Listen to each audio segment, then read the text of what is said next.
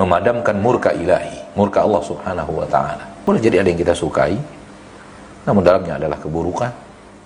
Boleh jadi ada yang kita benci, dalamnya adalah kebaikan. Kasus didengar dari sebelah pihak, selalu saja pihak yang mengadu adalah pihak yang terbenar.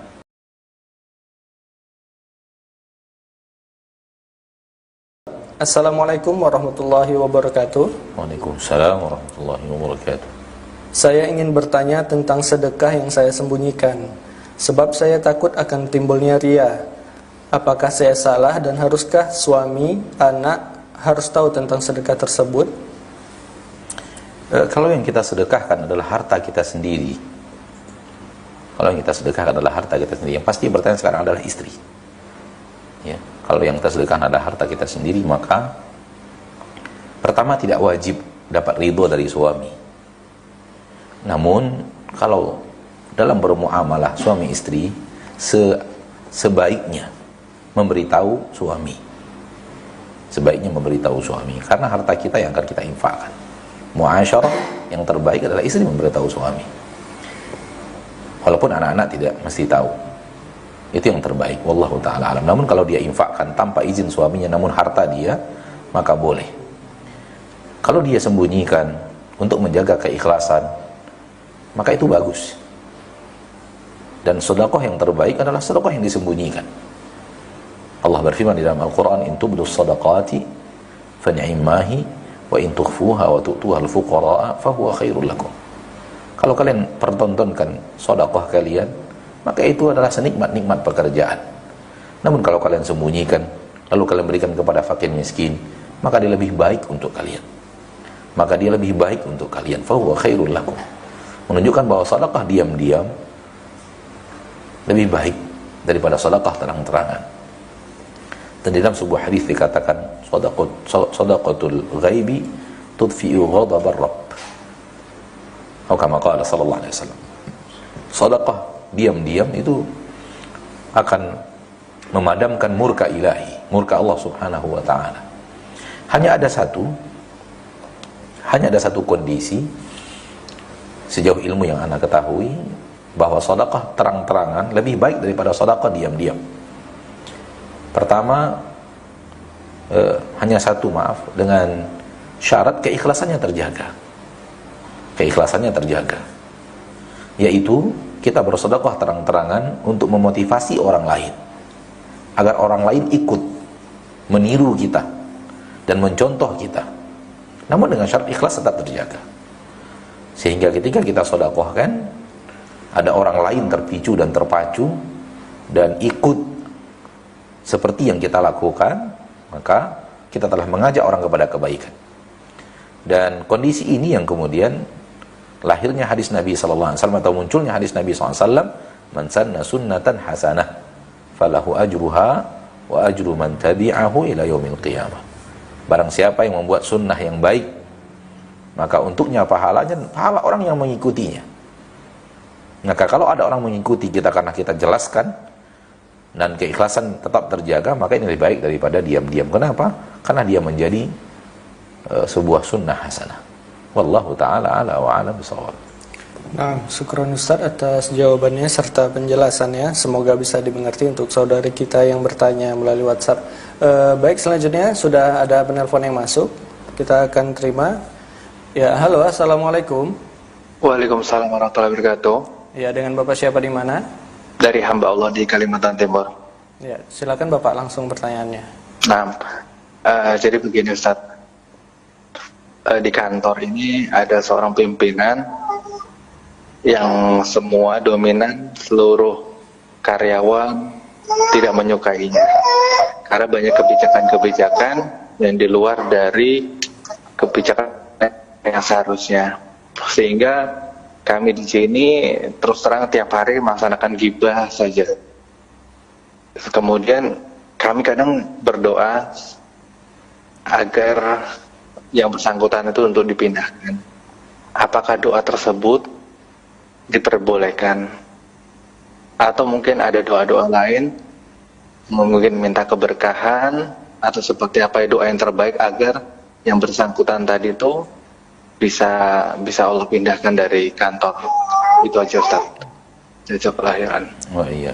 Doa dipindahkan, Anda tak tahu. Doa dipindahkan, pimpinan dipindahkan itu tidak tahu. Ya, dan silakan kita berdoa kepada Allah Tabaraka wa Ta'ala sesuai dengan yang kita inginkan.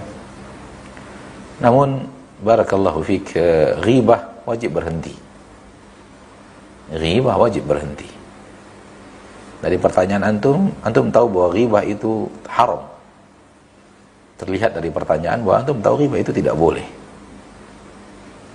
Maka jangan perbanyak dosa kita. Dosa lisan bahaya.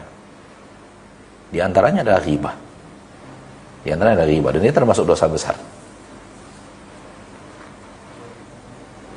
Adapun doa khusus Anda tidak tahu. Dan seperti yang tadi kita katakan bahwa asa an tuhibbu syai'an wa huwa syarrun lakum, wa asa an takrahu syai'an wa huwa khairun lakum. Boleh jadi ada yang kita sukai, namun dalamnya adalah keburukan. Boleh jadi ada yang kita benci, dalamnya adalah kebaikan. Serahkan kepada Allah. Dan apa yang Anda bicarakan tadi dalam nasihat awal ketika antum menyimak, ini suatu hal yang tidak kita sukai datangnya. Kita diberikan pimpinan yang seperti ini. Sudah sabar. Bersabar. Dan lakukan apa yang menjadi kewajiban kita. Wallahu ta'ala. Nah, syukur Ustaz atas jawabannya dan penjelasannya serta nasihatnya. Semoga bisa dimengerti untuk saudara kita yang dari Kalimantan tadi bertanya. Baik, selanjutnya sudah ada penelpon yang masuk. Ya, halo, assalamualaikum. Waalaikumsalam. Ya, dengan ibu siapa di mana ini? Dengan Umi Faras di Pontianak. Ya, silakan ibu. Ya. Assalamualaikum warahmatullahi wabarakatuh, Ustaz. Waalaikumsalam warahmatullahi wabarakatuh. Ya, Ustaz, bagaimana menyikapi suami yang sering menjadikan istri itu seperti durhaka gitu terhadap dirinya, terutama dalam mendidik anak. Baik. Iya. Baik. Cukup ibu. Gitu aja, Ustaz. Jazakallah khair.